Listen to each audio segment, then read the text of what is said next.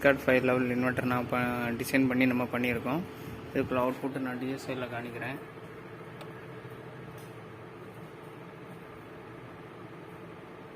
Okay, so கிளியராக 5 level வருது. நான் இதில் என்னெல்லாம் இருக்குன்னு சொல்லிடுறேன்.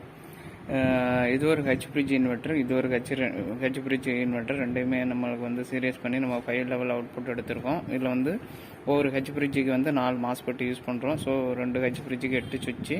ஸோ அந்த 8 சுவிட்சுக்கும் உள்ள டிரைவர் 1 2 3 4 5 6 7 8. ஸோ 8 சுவிட்சுக்கு உள்ள டிரைவர் வந்து டிரைவர் சர்க்யூட் இது.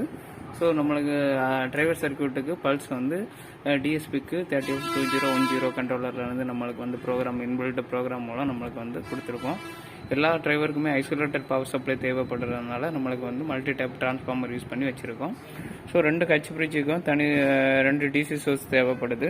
ஸோ அதுக்காண்டி நான் ஒரு 2 டேப்பிங் எடுத்து அதை வந்து பிரிட்ஜ் ரெட்டிஃபையர் போட்டு ஃபில்டர் கெப்பாசிட்டர் போட்டு டிசியாக மாற்றி ஒரு டிசி சோர்ஸ் வந்து ஒரு ஹெச் பிரிட்ஜுக்கும் இன்னொரு டிசி சோர்ஸ் இன்னொரு ஹெச் பிரிட்ஜுக்கும் கொடுத்துருக்கேன்.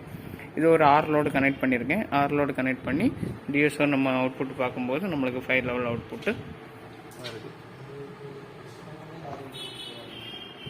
Okay, thank you.